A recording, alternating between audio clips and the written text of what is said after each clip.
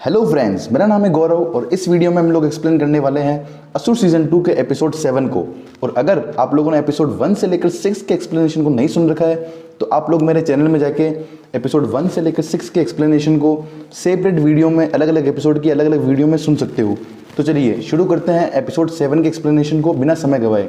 लेकिन उससे पहले आप लोग मेरे चैनल को सब्सक्राइब कर ले और वीडियो को लाइक कर ले। चलो शुरू करते हैं। एपिसोड की शुरुआत में 7 साल पहले का सीन आता है जहां शुभ और प्रोफेसर उस मशीन पर काम कर रहे होते हैं और उसको कंप्लीट कर चुके होते हैं और शुभ प्रोफेसर की कॉफ़ी में जहर डाल चुका होता है। तब प्रोफेसर शुभ को उस मशीन से उनका भविष्य देखने के लिए कहते हैं। जब शुभ उनका भविष्य देखता है तो उसमें लिखा हुआ आता है कि शुभ प्रोफेसर को मार देगा, लेकिन प्रोफेसर इस चीज़ को मजाक में ले लेते हैं और बाहर निकल जाते हैं। फिर शुभ और प्रोफेसर दोनों बात कर रहे होते हैं। तब प्रोफेसर के मुंह और नाक से खून निकलना स्टार्ट होते हैं और प्रोफेसर वहाँ मर जाते हैं।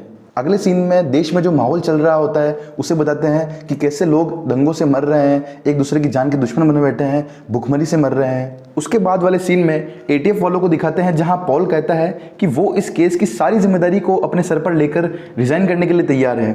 फिर सर कहते हैं कि किसी को भी रिजाइन करने की ज़रूरत नहीं है, मानता हूँ कि हम हार चुके हैं, लेकिन अब हमारे पास हारने के लिए कुछ भी नहीं बचा, अब हमें सिर्फ और सिर्फ जीतना है। फिर वो कहते हैं कि हमसे ऐसी कौन सी गलती हुई है जिस वजह से हम हारे हैं। फिर नैना कहती है कि शुभ को हमारे प्लान के बारे में पहले से पता होता है, वो अपनी मशीन से पहले ही प्रेडिक्ट कर लेता है कि हम क्या करेंगे। फिर निखिल कहता है कि अगर हमें शुभ को पकड़ना है तो हमें उससे भी एक कदम आगे सोचना पड़ेगा। फिर वो उस कार्टून को लाता है जिसमें उसकी बुक्स पड़ी होती है जो डीजे उस कॉलेज से लाया होता है। वो उन बुक्स को पढ़कर शुभ को समझने की कोशिश करता है। अगले सीन में शुभ के कुछ गुंडे मास्क पहन के एक होटल में जाते हैं जहां बर्थडे पार्टी चल रही होती है और वो लोग फायरिंग करके सबको अपने कब्जे में ले लेते हैं और फिर डीजे को कॉल करके अर्जुन बल्ला को उनके हवाले करने के लिए कहते हैं और उन्हें 3 घंटे का टाइम देते हैं। उसके बाद वाले सीन में निखिल और पोल को अर्जुन बल्ला से पूछताछ करते हुए बताते हैं और वो बताता है कि वो शुभ को नहीं जानता, उसकी बस एक आईडी से बात होती थी WASP1245 जिससे उसने उस बोर्ड के बारे में बताया था और अर्जुन बल्ला उन बोर्ड्स को खरीद लेता है। वो कहता है कि अगर मैं इन बोर्ड्स को नहीं खरीदता तो 1 साल के अंदर मैं दिवालिया हो जाता। अगले सीन में निखिल और पोल कामिनी से पूछताछ कर रहे होते हैं और कामिनी उनको बताती है कि WASP1245 इसी आईडी से उसको टारगेट की लोकेशन और उसके बारे में इन्फॉर्मेशन मिलती थी। फिर निखिल कामिनी से उसकी आईडी और पासवर्ड लेता है। अगले सीन में नैना उस आईडी को ओपन करती है जिससे उसको पता चलता है कि स्पेल नोशन कंपनी उनके यूजर्स की परमिशन के बिना उनकी पर्सनल वीडियोस निकाल रही थी और इन सब इन्फॉर्मेशन और वीडियोस को शुभ यूज़ कर रहा था। फिर उसके बाद वाले सीन में डीजे को उन किडनैपर्स से बात करते हुए बताते हैं। वो कहता है कि तुम्हारी डिमांड पूरी करने के लिए पहले मुझे चेक करना पड़ेगा कि सब कुछ सही है या नहीं है। फिर वो एक आदमी को भेजने के लिए कहता है जो अंदर आकर चेक करेगा। अगले सीन में डीजे उस मिरेकल बॉय अनंत को लेकर आता है और उसे उन किडनैपर्स के पास भेजता है। अनंत वहां जाकर उन किडनैपर्स के एक लीडर से बात करता है और उसे उसके पापा के बारे में बताता है जो कि 3 साल पहले ही मर चुके थे। और वो उससे कहता है कि वो उसके पापा की आत्मा से बात कर रहा है और वो आपसे ये कह रहे हैं कि बेटा मैं तुझसे बहुत प्यार करता हूँ, तू भटक गया है बच्चे, तू वापस आ जा। और किडनैपर अनंत की बात सुनकर अपने सब साथियों को हॉस्टेज को छोड़ने के लिए कहता है। इतने में एक किडनैपर को गुस्सा आता है और वो अनंत पर गोलियां चलाने लगता है, लेकिन अनंत को एक गोली छू तक नहीं पाती, उसको कुछ नहीं होता। फिर सब हॉस्टेज को एटीएफ वाले छुड़ा लेते हैं और किडनैपर को पकड़ लेते हैं और ये खबर हर न्यूज़ चैनल में फैल जाती है और लोग अनंत को भगवान मानने लगते हैं।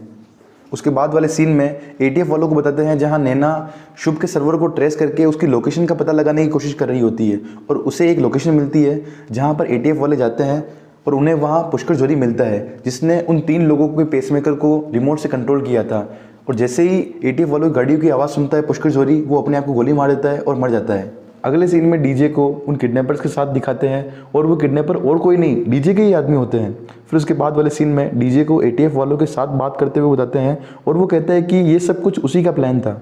उसी ने आश्रम के अंदर उस बच्चे के खाने में जहर मिलाया और अनंत जो पानी लाया था उसमें उस जहर का एंटीडोट था।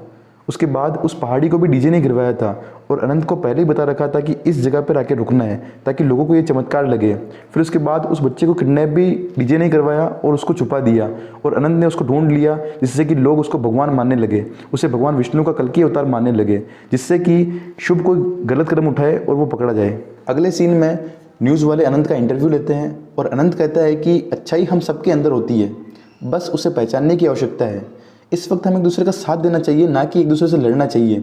और ये खबर हर न्यूज़ चैनल पर चलती है और लोग अपने अनंत प्रभु की बात मान लेते हैं और पूरे देश में शांति बरकरार हो जाती है और दंगे खत्म हो जाते हैं, सब कुछ सही हो जाता है। ये सब कुछ देखकर शुभ को बहुत गुस्सा आता है। उसके बाद वाले सीन में एटीएफ वालों को शुभ का कॉल आता है और वो कहता है कि उसे पता है कि अनंत कोई भगवान नहीं है, तुम लोगों ने उसे भगवान बनाया है। और वो कहता है कि कल 12 बजे उसके और तुम्हारे भगवान अनंत के बीच में एक चर्चा होगी और चर्चा के अंत तक पूरी दुनिया को अनंत की सच्चाई का पता चल जाएगा। और अनंत को अगर तुम लोगों ने नहीं भेजा तो मैं लाशों का ढेर बिछा दूंगा। और फिर यहाँ एपिसोड 7 खत्म हो जाता है।